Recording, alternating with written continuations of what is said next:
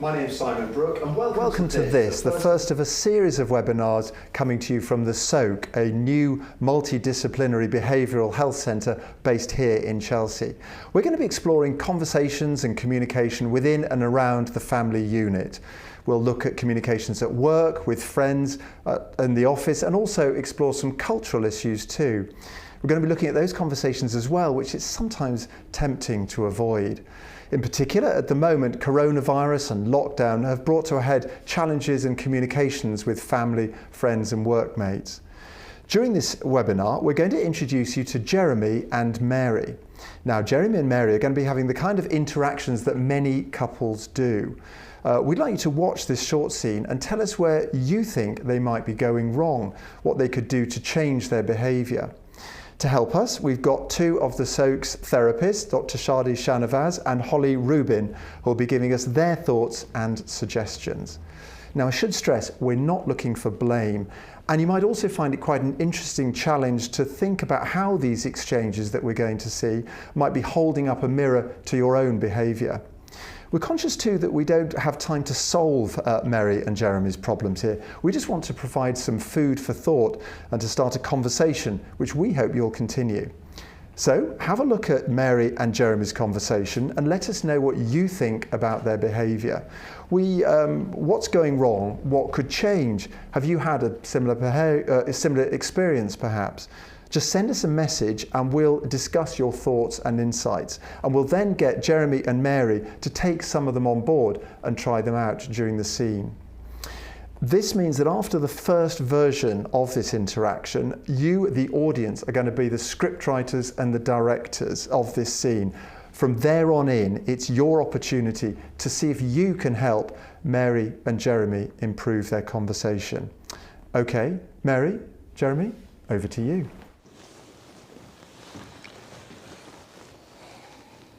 Did you speak to your parents about Christmas? Did you speak to your parents about Christmas? Not yet. Right, well, you said you were. Yeah, I will. Today? I can't right now. Well, yeah, I can see that. Anything happening at work? No, nothing much. Do you want to talk about anything? Nope. Well, it would be good to know what's happening with your parents at Christmas. What's happening with your brother? What do you mean? Christmas. I already told you. I don't think so. Yes, I did, on Monday. And that's why you were going to go and speak to your parents. We never had that conversation. Yes, we did. At dinner. But you were looking at your phone. You said you were emailing yourself a reminder. I have zero recollection of that happening. I remember you talking about your work all night and then something about Christmas. Yeah, we talked about my work for about 5 minutes and then you lost interest, brought up Christmas, and that's when I told you about Marcus. Well, he'll probably do what suits him best anyway. He's having a difficult time. Well, when is that ever not the case? Look, things are a bit complicated for him. Things are always complicated for him. I think it's good to reach out to people who are suffering. Yeah, well, when it's met with such ingratitude, it tends to dissuade one from doing so. What? Nothing. I'm going to go and do some work. A familiar scene there and some poor communication, obvious frustrations between the couple. Jeremy, turning to you, how are you feeling about that? I think I'm kind of frustrated, really. It's not untypical of how we tend to communicate at the moment. It's very stilted. I'm trying to feel like I'm trying to do some work, and Mary always just seems to want to, I don't know, interrupt that and just trying to sort out all these things which I thought she was going to sort out anyway. But I just think this is kind of where we're at the moment. You say at the moment, has it always been like this, or is this something that's developed recently? It's hard to put a complete time frame on it. But yeah, I suppose it feels like we've been kind of kicking around like this for a number of months. And it's work that's just suddenly taken off, is that the problem? Partly, I guess that's partly in the mix. It's probably not everything. All right, thank you for that. Mary, how are you feeling? Yeah, I just feel annoyed. This is very typical. I'm really tired of driving things domestically as well as having to do my own work. I mean, it's almost like I've got double responsibilities at the moment. So we're both working, we're both at home. It's really tough for both of us, but I'm the one who's having to, drive all the domestic arrangements. I didn't even bring up Christmas. He brought up Christmas at dinner, and now, he's not following up on any of the things that he said he would do, which was speak to his parents. And I would say that's pretty typical. I have to follow up on everything, even so far as putting out the bins, which seems to have become my job as well. I'm just tired of it. So you say this is pretty typical, and that this could be any conversation, could it? You're finding you're the one who's having to take the initiative and think about the practicalities of your relationship. Yeah, so so there'll be little or no communication, a lot of looking at the phone. I'll bring up whatever is on our domestic itinerary, only to be met with, disinterest or a sort of, yes, I'll do that kind of statement. And then when I follow up on it, which inevitably I have to, it's not been done. And actually that I'll do that was merely a way of just shutting me up. Just a bit tired of it. Just want him to, follow up on what he promises he's going to do, or do the things that share it, bit of a shared domestic situation. All right, Mary, thank you for that. Well, questions coming in, and already Jane from Chelsea saying this is a familiar situation for her. Whenever she tries to have a conversation with her partner, he's very disengaged and doesn't want to know. On the other hand, we've also had Pete from Reading here, who says that he's found that quite often his partner will choose to have a conversation at a really inconvenient time. One comment as well, we've had somebody suggesting that Jeremy here puts his phone down. Good, interesting bit of practical advice there. Charlie, Holly, is this the kind of thing you see a lot in your consulting rooms? Yes, we do, don't we? Yeah, all the time, yeah. I think that the phone piece is something that we can all gravitate to so easily, isn't it? Because it's just a challenge for us all at this moment. And how do we not get pulled in by that temptation of distraction that the phone really does provide?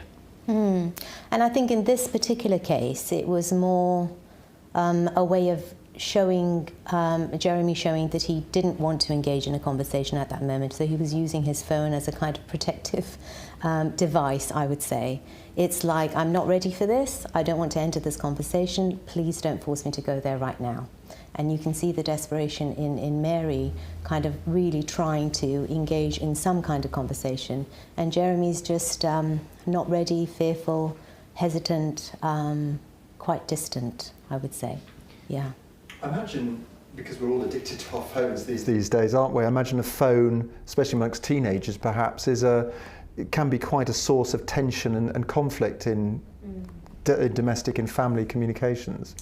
Absolutely, and I think again, it's part of it is a problem in itself, but what it is it's a much bigger representation of a greater issue and exactly. A challenge in terms of communicating, and that's where we're at. Mm-hmm. I agree completely. So it's the idea people are looking at their phones just because they literally don't want to look and communicate with family members.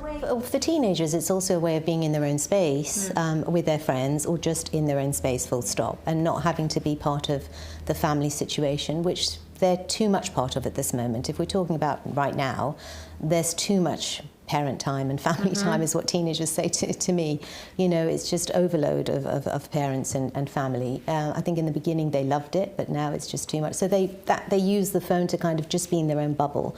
With adults, I think it is a way of disengaging from difficult conversations as well as other things. I think a lot of adults also feel that in this situation, because most of us are working from home, they continue to work long hours, because there's no going out of the office, closing the door, and then going home, and then you're not working anymore. Because you're working from home, you continue to work on your phone until late in the evening. And if there's nothing to interest you in the relationship with your partner, there's nothing to excite you, you stay on your phone. And it creates more and more distance, and then you find yourself almost living parallel lives in the same house, which is difficult.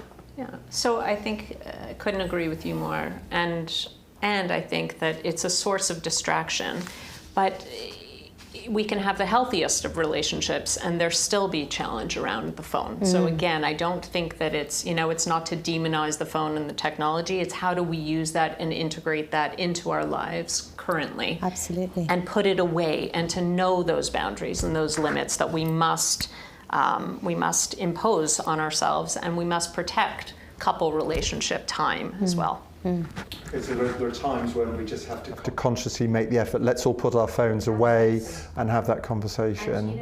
Nothing will happen. There won't be a third world war just because you're putting your phone down. And some people do act as if, but I have to, because I have to respond to my emails, or I have to. No, you don't. Not after 8 o'clock or 7 p.m. or whatever it is. Okay. So recommendation seems to be just Jeremy makes the physical effort to put the phone away, and we accept that this is a no phone time. I think by him doing that, what he's showing is he's showing availability, he's showing the potential for engagement, he's showing that he's interested and he cares not only about Mary but about the conversation. Okay. Lovely, thank you very much. Hopefully. So we've got the issue of the phone here. So over to you, audience. Please do send us your suggestions. What should, we're focusing on Jeremy first of all, and then later we'll be looking at Mary. But what should Jeremy be doing? Remember, this isn't about blame. We're just looking for advice and suggestions. So we'd love to hear your thoughts about what Jeremy should do. Already somebody's suggesting, yes, Jeremy should put the phone down. Somebody else is suggesting that Mary should suggest setting aside a time to talk so that she doesn't interrupt his work. So interesting thought there. Really, again, putting time aside, I suppose, isn't it very important? So is that something that you would recommend again with families, just saying anything, I don't know, even as formal as let's just sit down around the dinner table at 6 o'clock and have a conversation, no phones, no distractions, would that work? Of course, yeah, absolutely. Yeah. So putting aside I think that's a really good suggestion. Yeah, there are lots of different ways to do that. Usually dissension amongst, if you do have children or teenagers, but a suggestion has been you have a box and everybody puts their phones in and puts them away for the evening and has at least a half an hour where they're fully engaged in conversation as opposed to being distracted by the phones. It's a practical tip. And I suppose in a couple like Jeremy and Mary, where the tensions seem to be quite high, and they've kind of lost the skill to communicate, and they're only communicating about practical things which are just boring and not really enticing to be talking about. It might be helpful. I mean, I can imagine Mary saying to Jeremy, is this a good time to talk? And him saying no. When will be a good time to talk? I'll let you know. And then it never happens. So it is a give and take, isn't it? So I think both need to agree that they need to put aside time to talk about, but also to make them look forward to talking about something, because you're not going to look forward to talking about when you're going to take the bins out. Right. That's a conversation. Exactly. Okay. Yeah. All right. Lovely. Thank you both. That suggestion from Jill, by the way. So we are going to run the scene again with those suggestions. So I think the phone has got to go, Jeremy. Okay. And it sounds like perhaps you need to think about, if this isn't a good time to talk, from what Holly and Shadi were saying, it might be time to think about when you do schedule some time to talk. So perhaps thinking about, are you in a good place to have what could be a sensitive conversation, couldn't it? Also, another suggestion here from Hannah saying Jeremy needs to be more clear about what he needs and his requests. Are probably being a bit more proactive, Jeremy, I would say. So we're going to run the scene again with those suggestions, taking those suggestions into account. The difference this time is, though, that you, the audience, will have the opportunities to stop the scene at any time. So if you think it's not going right, if you've got a suggestion, a recommendation, just say stop and then tell us what you think. As I say, this is your opportunity to give some advice there. So, okay, Jeremy, we're putting the phone aside, we're making time to speak. Let's take it away. Did you talk to your parents about Christmas? Did you talk to your parents about Christmas? No, I didn't talk to my parents. Right. Well, you said you would. Yeah, I know. I didn't. Sorry. So, today? I think so. I've got a lot on. I'll try. Right, yeah, I see that. So we've had a stop come in already. Jeremy, Jane, this is, from Barnet, says that your body language is very defensive and is not really conducive to a good constructive conversation, she says. A couple of other people pointed out you have put the phone down, but it doesn't seem to have changed anything. And we've got Paul here from Berkshire says that your answers are monosyllabic, not very helpful if you ask me.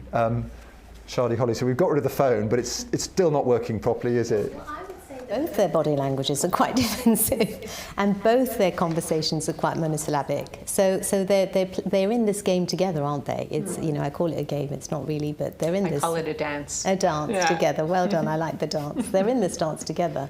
So they're both sitting like this, and they're both talking like monosyllabic, and we have the rolling of the eyes of Mary every time Jeremy says something. So it really is about changing that tone and wanting to change that tone. And if you just change slightly, because you say, Mary says, did you talk to your parents in a quite an aggressive way? So how she might say that differently.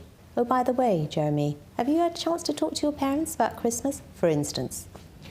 So I guess what you're saying, Shadi, is about tone, about body language. So these are all actual things that we can do to invite a conversation, perhaps, as opposed to shut one down. Absolutely. So thank you to Nicola for picking up on the body language issue, and also to Hattie. Yes, as your point, Shadi, Mary sounds irritated even as the conversation starts. So are we talking about something as sort of as practical, if you like, of not adopting this body language? If I'm going in for one of these conversations, which could be difficult, do I actually have to think about changing my body language and making it more open? And I think it's essential. Yeah, absolutely. And also preempting, because Mary knows that this is a difficult subject or quite a touchy subject. If she can preempt by saying, oh gosh, we have to talk about Christmas, I know it's really touchy and it's really boring and we really don't want to talk about it, but we need to. Is this a good time? That would just break down those defense walls quite quickly that Jeremy might have about feeling anxious. I mean, what Jeremy's showing is anxiety about talking about this, having this conversation. I think he's fearful and he's anxious. He's like, oh gosh, I don't want to talk about this. This is going to lead to something that I don't want, and you can feel the tension in them. And that will just break down the tension slightly if you preempt and name it. Yeah? And I think as well that Mary has initiated this conversation. So that comes with its own challenges, right? One, on the other hand, one that she actually has an agenda and she wants to discuss something. And from that standpoint, how does she get the most out of this conversation? And one of those ways would be to be more delicate in the way to open it up, or make sure that she's able to receive something. And Jeremy, on the other hand, again, how do they meet each other? I guess we have to get back to the fact that we want to have a productive conversation.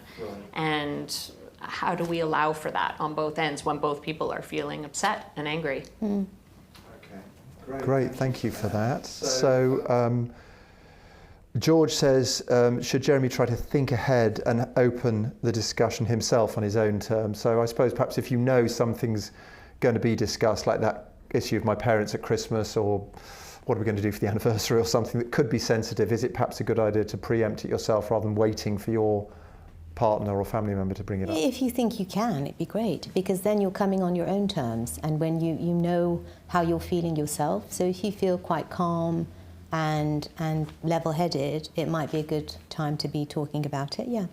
Because then you can monitor your own emotions. Would you agree? I would agree, but that's difficult to do, isn't Very. it? Yeah, so we're asking a lot of one individual, and again, there are two people in the relationship, if not way more than that, right? Yeah. So how do you have to acknowledge what your role is as well, and what your dance is, back to that, what your dynamic is. So often there is someone who tends to initiate more than the other. So it would be great for Jeremy to be able to do that, but as Shadi was saying, he might not be able to. And so we have to make space for that too. Definitely, yeah. All right, thank you. Lovely. Well, let's throw that into the mix then. So, Jeremy, I think you're going to have to do something consciously about your body language, presumably look a bit more open and less defensive. I'm also picking up here the idea that if you don't want to talk about this now, you're going to have to take the initiative and decide when you do want to talk about it. So if we put those two into the mix, as I say, let's replay this scene a bit with those two things, and then we'll see how it felt for you. So again, off you go. Okay. Did you talk to your parents about Christmas? Look, no, I haven't had a chance to do that. Right. Well, you said you were. Yeah, okay. I will, all right? But honestly, I'm trying to work, and you just keep on diving in, interrupting, and I've said that I will get it sorted, all right? Will you sort it today? I will try and sort it today, okay? I've just got a lot to get through. Yeah, because you said that you were the one that brought it up. Yeah, I know, but you also said that you were going to speak to your brother, and I don't know what's going to happen with him, and I don't, then that's going to have an impact for my parents as well. So, I've had a stop already. Sorry on this. Various people pointing out that even though Jeremy has opened his body language and has been a little bit more engaged, he's still coming across as perhaps slightly aggressive, possibly. Jeremy, how do you feel? I mean, taking the recommendations, did you feel like they could work for you, or? I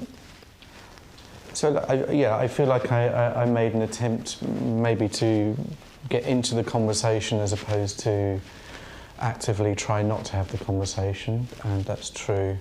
I just am wary of the conversation though. I think that's fair to say, because I think I know how it's going to go, and I think it's just going to end up in where we seem to be heading already is a complete disagreement that's just going to escalate into a row, which I'd rather not have. So that's kind of. So you feel where this conversation is going to go anyway? I can tell, within 30 seconds, it's already you're getting into you said and you said, and so, and that is what happens. If ever this does get talked about, this is where we get into this cycle that we just can't get out of, and we don't. It's like a treadmill that we can't, or a wheel that we can't step off of. It's sort of automatic. Okay, thank you. Mary, your thoughts? How are you feeling? I think that whatever I say, Jeremy has already jumped 25 steps ahead. So I feel like it doesn't matter what I say, he's going to be defensive about everything. So I know it's a sensitive subject. We've already talked about it, and I feel like I'm in a lose-lose situation here. I'm damned if I do and I'm damned if I don't. If I don't speak to him, then I have to take full responsibility for it, and inevitably it'll go wrong. If I do speak about it, inevitably it will go wrong, and it's my fault. So, I feel, it's impossible to talk about. All right, okay. So, a feeling there of, Jeremy mentioned the treadmill, inevitability, we go through this every time. I imagine, again, your clients probably are saying something similar to you about difficult conversations, aren't they? Yeah, Yes, and I think there's a hopelessness in Mary's, presentation and that explanation. And I think what's really important, and both have said it, is that there is this belief that it's going to go a certain way, right? They know this, they've been there, they've done this route, this is their pattern, which it might very well be. But I think something that's so important to be able to do is to give the other the benefit of the doubt, to check in with them, to say, hang on, this is how I see it going, I don't understand that, or can you hear me on this? This is not where I am. And I think it's so important to not have that preconceived idea that this is how it's going to go, because right away you prevent yourself from having the conversation that really needs to be had, as opposed to stopping yourself before. Yeah. So there's a feeling of So going into with an open-minded and attitude, checking in. Okay. Checking in with each other. Right. Did you hear this? Because I heard that. Right. No, that's not what I meant. I meant this. Oh, you meant that. I don't believe you. Oh, okay. So then you need to go through that again to make sure that you're hearing each side of the situation. Okay, interesting. Yeah. So that idea is not what you said, is what they heard. Absolutely. Absolutely. Yeah. The responsibility being on the one who delivers Right. that message. You need to check in with that message. Was this how it was? Did you hear me? Yeah. No, I didn't. Oh, okay. So then you have to replay that. Right. So Jeremy checking in perhaps with Mary that his message has landed, or how she feels about that. All right. Lots of thoughts from our viewers here. There's a nice exchange about tea and wine. How about discussing it over a cup of tea so they can be less offended, said Jill. Claire says, what about a glass of wine rather than the cup of tea? So I think it's quite an interesting idea. I mean, seriously, I mean, does that help? Makes the situation less tense, especially if you're in the kitchen making the tea or pouring the wine together. Okay. Yeah. So we'll do it brings together. it brings a togetherness. Yeah. And it takes the focus off the Takes tension. the focus. Right. Yeah. Absolutely. Absolutely. So. Great, thank you for that. And we've also got Jill says perhaps Jeremy could confirm his working hours so that Mary knows when she's got his full attention, perhaps, or something. So one thing I'm picking, if we run the scene again, one thing I'm picking up, Jeremy, is that it's that classic problem about you send out a communication, but how does it land? So taking on board what Holly and Shardy were saying there, I think perhaps we're looking at you perhaps checking in with Mary about how your conversation lands. So let's try that again with you checking in to see how she takes your comments. Okay. Did you speak to your parents about Christmas? Look, no, I didn't. I didn't have a chance. But you said you were. Yeah, I know. I will get round to it. It's just really difficult at the moment. Okay, I've got a lot going on work-wise. Well, can you do it today at all? I will try. Okay, I don't think you're really. I'm trying to tell you that I'm really busy at work, and I don't think you're getting that. So. No, I get that, but you're not. I see you making a cup of tea or taking a phone call or checking the news. Can you not just use that time to make the phone call? Okay, but I'm just trying to have a break. It's constant. And I feel like I can't. I'm never not at work, so it's very difficult because I don't understand why it's so hard to talk to your parents. All we're doing is asking what's happening. Sorry to interrupt, Mary. We've had another stop here. Hannah says the conversation is negative and focused on what hasn't been done, rather than offering a realistic solution on how to achieve what needs to be done.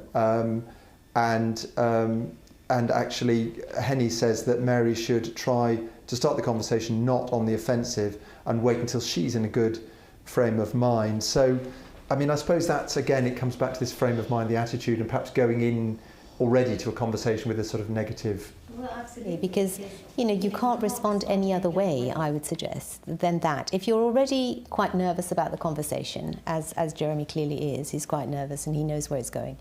And then Mary comes along and has a kind of aggressive, accusatory tone, because the way she's asking is, "I know you haven't contacted your parents. Just confirm it to me." And that's what she's asking, really. Then it can only go badly, So if she uses a different tone, as we've suggested before, the conversation might be quite different. So change of tone. Is it also worth going into these conversations with a sense of what you want to get out of them? I mean, not being too devious and Machiavellian about it, but rather than just going in and seeing what happens, is it perhaps a good idea to have an outcome clear in your own mind? I think we always go into conversations with an agenda, right? That it might not be conscious by any means, but there is an agenda. And initially the agenda was for Mary to try to find out what was happening over Christmas, right? And I don't think that there's, that doesn't necessarily have to be subtext underneath that, but clearly there is, which is making the conversation difficult for Jeremy to be able to have, because it's about his parents, and who knows, none of us really know at all. We're merely observing, right? And I think that's really important, that unless Jeremy talks to that and the fact that it's difficult, or again, unless Mary's able to pick that difficulty up, then they're strictly talking about the plans at Christmas. But there is resistance here, and how we address that resistance is really important. Yeah. A suggestion from Harriet here saying, perhaps the very small point, but useful one, perhaps the conversation would start with, how was your day? And this would help Mary to understand whether this was a good time or not. I mean, is that kind of general? Absolutely, because it's also an invitation to get into a conversation, a nice conversation, rather than this kind of tense conversation. It's a really good way of starting a conversation, because you're showing interest in the person, aren't you? Yeah, rather than accusing them already, you're showing interest. So tell me about your day. You're showing interest. Okay, lovely. All right, thank you for that. Inviting, yeah, absolutely. All right, so Jeremy, we'll just do one more iteration, then we'll do it from Mary's point of view. But this time, what I'm picking up on is that how was your day sort of friendly start to the conversation, even if I suppose somebody else is starting it and you're responding it. And I'm perhaps being a little bit less dead batting, a little bit less negative, perhaps being a bit more constructive. So can we start the friendliness at the beginning and according to our audience being a bit more constructive, positive? I'll give it a try. So did you talk to your parents about Christmas? No, I didn't get a chance to. I will get round to it. I just haven't had a chance at the moment. Can you do that today? I will try, honestly. I just know that it's just not going to be an easy conversation with them. I know you want to get Christmas sorted. I get that, absolutely. It's not a conversation I'm looking forward to be honest. Okay, so, I mean, when might you be able to do it? I will find some time this afternoon to do it. It's just going to really help to know what's going on with Marcus, because... Well, I did tell you that already. Yeah, but is that definite? Because he's really capable of just changing his plans at a moment's notice, and but really... that's because it's a difficult time. Yeah, but look, it's always a difficult time. Guys, you've had one final stop here that says that Jeremy, you still don't sound terribly cooperative. Doesn't look as if you're looking for a solution. I tried. You tried. Interesting thought here. Claire suggests that perhaps Mary should call Jeremy's parents. I mean, probably exactly slightly flippant, but I mean, would that work, or would Jeremy think? I mean, is there a danger of people being too sort of proactive, if you like, and getting into somebody else's space and dominating them in some way? Absolutely, there are.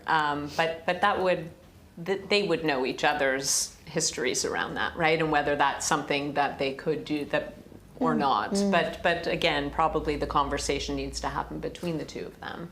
And with Jeremy having made some acknowledgement around the fact that this is a difficult conversation to have, part of the resistance around it. So he has given up some of that. He has shared that and opened himself up to that a little bit. Some progress. Yeah, absolutely. I think that was a lot of progress.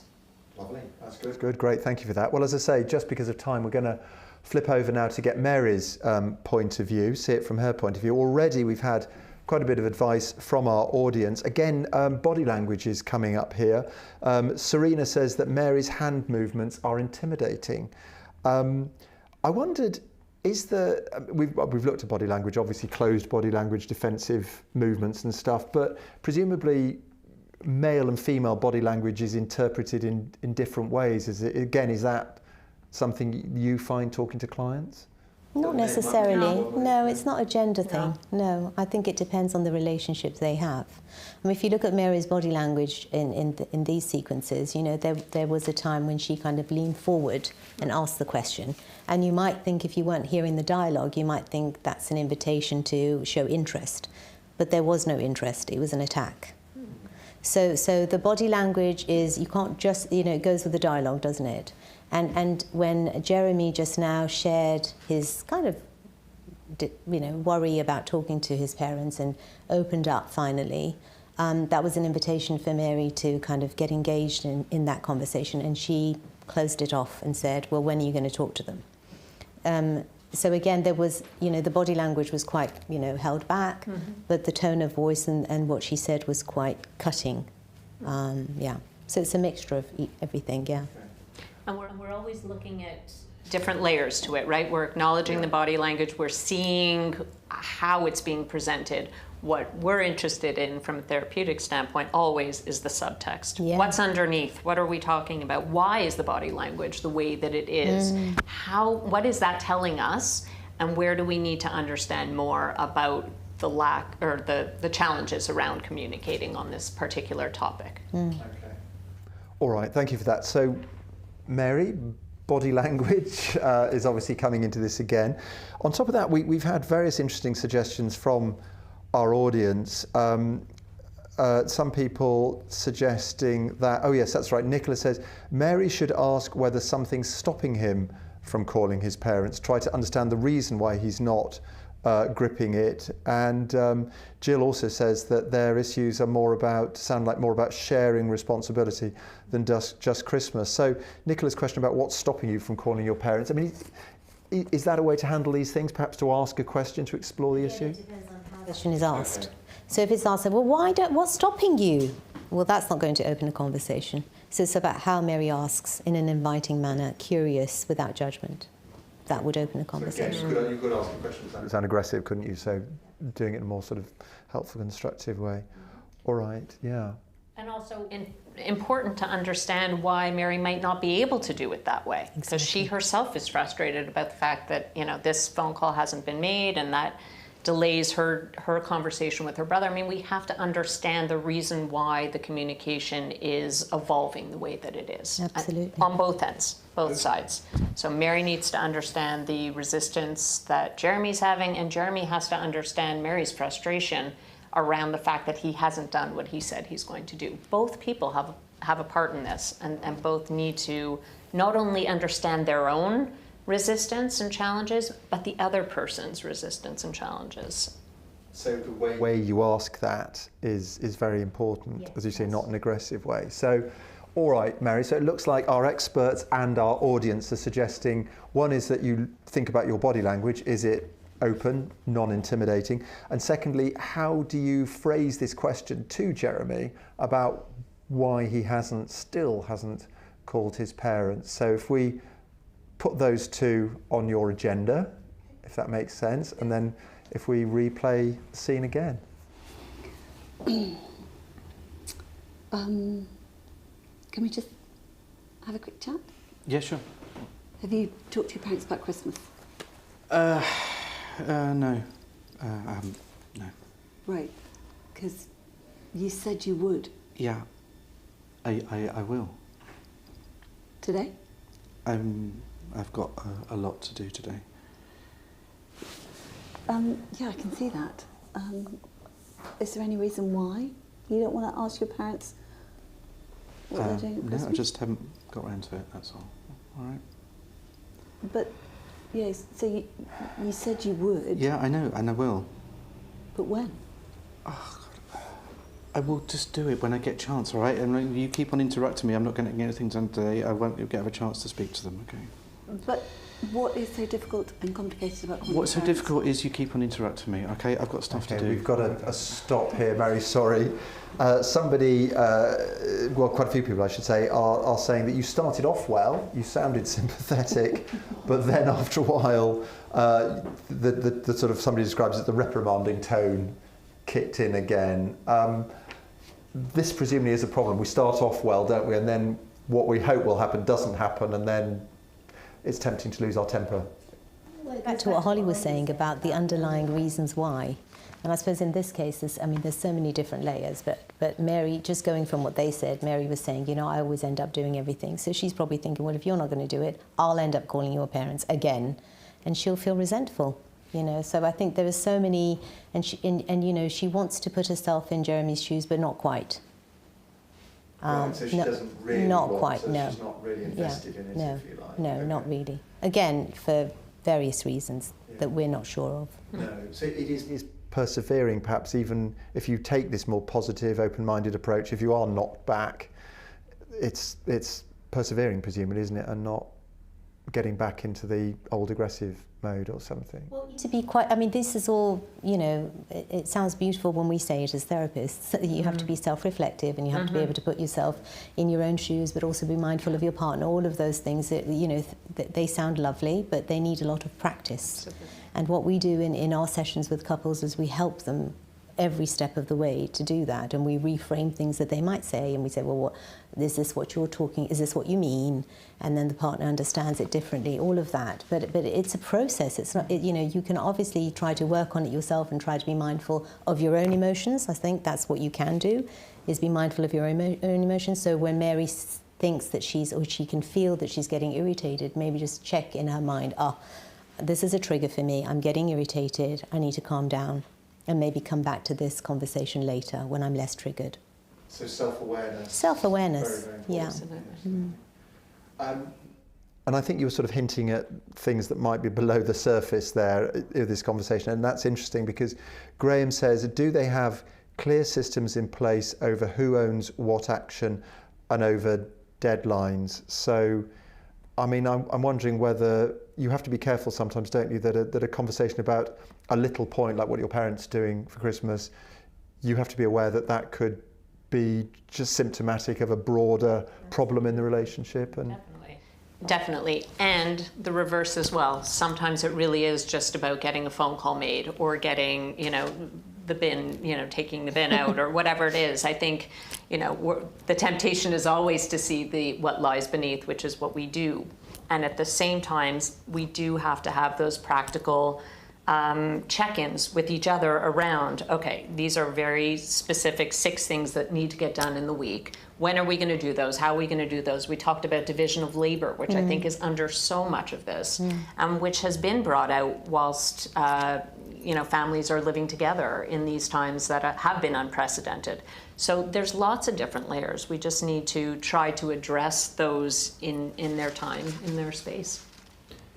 Okay, thank you for that. Holly and Shadi, thank you. So I'm picking up a couple of things there. One is this self-reflection, this self-awareness, checking in with how I'm feeling when I'm saying this, and that perhaps, hopefully, might prevent Mary from losing her rag and being a bit more... Sophie, for instance, says that when Mary says, you said, it makes Jeremy defensive. So perhaps what we're asking here is for you to perhaps be a little bit more self-aware and reflective of the conversation, to handle it when Jeremy doesn't respond in the way you hope he would, and also perhaps to think about, is this the time to broaden it out and say, look, we're talking about your parents at Christmas, but are there other issues here or something? So should we run it again with those 2 things and see how we get on? Is now a good time for a quick chat? Yep. So have you had time to speak to your parents about Christmas? No, I haven't. Sorry. Right, because you said you would. Yeah, and I will. So I'm feeling a bit frustrated now because we had a conversation about talking to, respective family members, and you said that you would speak to your parents, and really it's quite hard for me to have this conversation with you because I feel like you're going to be very defensive about it. So I just wondered whether you could just make the phone call and then we can sort of move forward. Okay. I know that it's frustrating. It's frustrating for me too. So. We've had a stop here. Jane says that you've used the "you said" phrase again there, and also a couple of people pointing out that a lot of you are talking about how you feel, but it's very negative. I'm feeling frustrated. It's quite hard for me. Mary, how easy was it to be sort of self-reflective and self-aware then? It's hard to come because I know that this conversation is going to go one way. So, it's very easy for me to tap into a sense of frustration, and really I want to share that because I feel like, given what we've talked about, that's the only way that we can move forward in this conversation, if he understands the impact of what he does in that conversation to me, to try and give him some insight into why I continue, I guess, for him to take some responsibility. It's me so trying... just for him to understand how you feel. I mean, that felt great, but I don't know how else to articulate it other than I feel frustrated, because in a way that is exactly how I feel. And I don't see why I should have to package that up. So I want him to understand how I feel, but I don't want to have to carry him through this, because we're going back to that relationship where I'm taking responsibility for his feelings as well. So I want to be able to have a brave conversation about feelings. Yeah. But I don't want to have to, baby him through that process. Okay. All right. Jeremy, so Mary was very honest about how she feels and how your reaction makes her feel. What were your thoughts on that? Look, I mean, obviously it was a different type of conversation. It certainly had a different tone, so I guess I felt a bit more inclined to it, but I don't really want to get into all the kind of feelings. Why do we have to just lay that all out? Okay, it just seems like this is a simple solve. I've said I'll do it, but now suddenly we're having to bare our souls and talk about it. And like, why? I mean, I will make the phone call. So it's just this, like, why does it always have to be, if there's any issue with them, we have to start discussing our feelings and emotions about everything? It just seems a pointless conversation, really, because it'll only end up with bad feeling or disagreement. So it got too emotional for you, would you say? We're making something emotional when it shouldn't be? Yeah, I don't see the need, really. All right, thank you both for that. Thank you. I might be being horribly sexist here, but I have to say it does fit in with some of my experience that men don't necessarily want to bring emotion into what they see as a perfectly simple, practical question. Am I being sexist there, or from your experience in the consulting room with couples, I suppose, as well? Does that happen? It does happen. It doesn't necessarily have to be the man who takes that on. It does tend to be, but that's not because we're being sexist. It's because that's how they present. Men have, that's how they present. That's how they have been brought up to believe they need to express or not express. So again, I'd hate to put the blame specifically on Jeremy on this one. I think this is a much bigger issue and context around masculinity and feelings and all of that stuff, which is going to play in here. I know it's just about the phone call, but it isn't just about the phone call, and that's the tricky bit, and that's the place where, you're tempted to stay because you don't want to have to go into all these things. But I think if all these things don't have their opportunity to be shared and be discussed and be unpacked, that's when they come up in these little practical places. They end up seeping into things that really could just be about the phone call, but it's not. And I suppose what was missing in that conversation was Mary was being self-reflective, but there was no link to how her irritation might make Jeremy feel. Yeah. So of course then that leaves Jeremy kind of like, all right, then now I have to deal with your irritation. What do I do with that then? What about me, in a way? So you can see he's getting more and more defensive, and he's getting more and more afraid of, I don't want to enter this conversation because I am going to get the blame and there is going to be escalation, and then we'll be in an argument, and then, whatever might happen. So in order to get him out of that, he needs to also feel like he's got a bit of a voice and he's not being judged. And when Mary says, I feel really irritated, and I know, for instance, Jeremy, that that really triggers you as well, that when I get irritated, you go, whoa, and you feel like I'm aggressive. And I don't want to be aggressive. I just want us to have a conversation, and I don't want you to feel like I'm aggressive. Whatever it might be that their patterns are.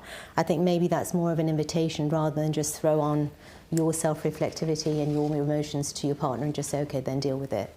So it's okay to express your emotions, talk about how you feel, but again, thinking about... You need to link it to how your feelings might make your partner feel. Right, so you use words like frustrated or whatever, as we saw Mary do, that can obviously have a negative... Well, yeah.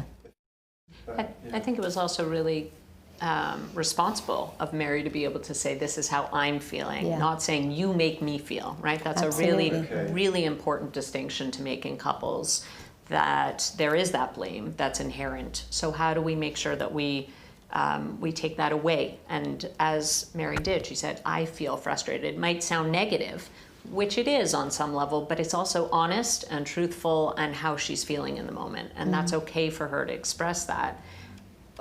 What we have to wonder is how that's going to be taken on, right? That's where the dance proceeds. And just to talk about stereotypes, I must say in my experience, husbands or partners do often, male partners do often drag their feet to come into the therapy room.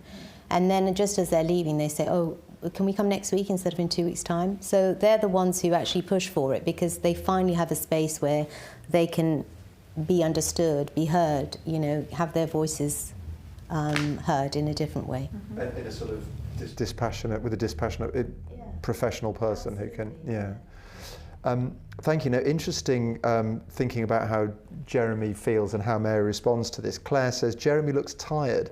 There's a level of fatigue being shown by him. He needs to, he needs to try and make more of an effort at getting Christmas plans right, as it's in everyone's interest. But obviously we're looking at it from Mary's point of view. But also, Katerina says, looks like this is not a good time for Jeremy.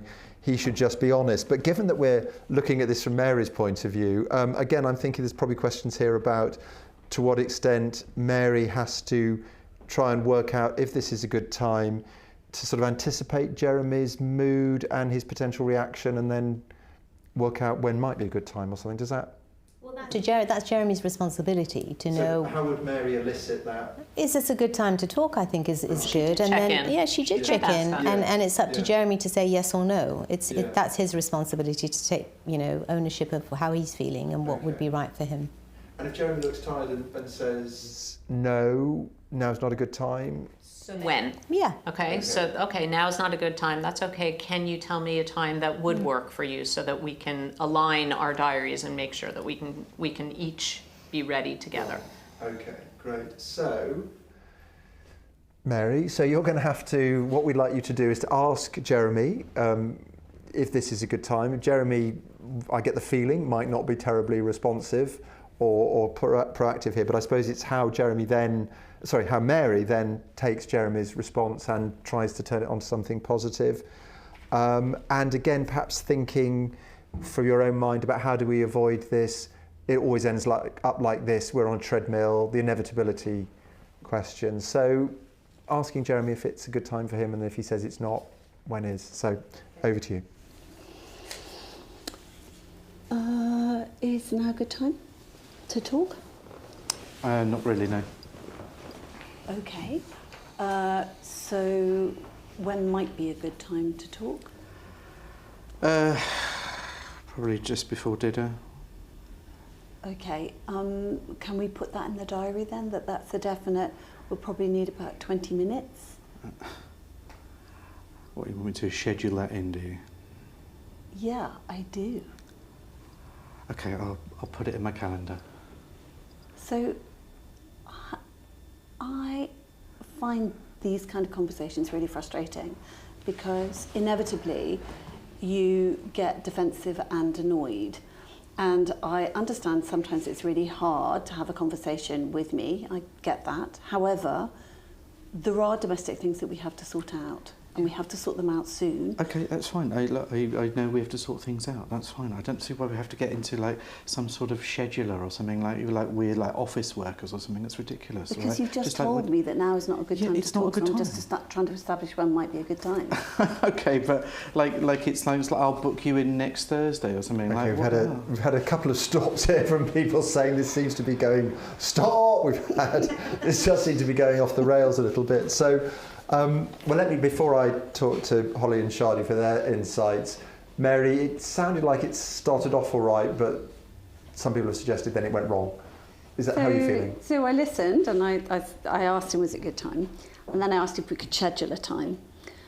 But then I felt it was really important to kind of hold him to account, because this could be a conversation that goes on for a long time.